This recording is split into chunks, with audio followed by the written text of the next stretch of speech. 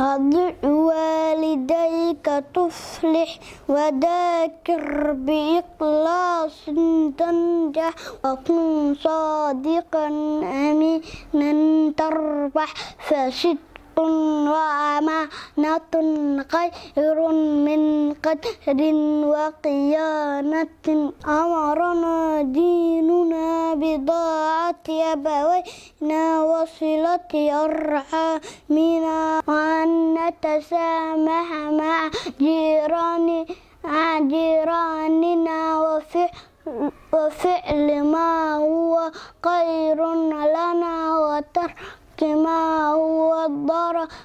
علينا وأداء الحقوق إلى أهلها ونهانا رسولنا عن أن نؤذي ولو ضيرا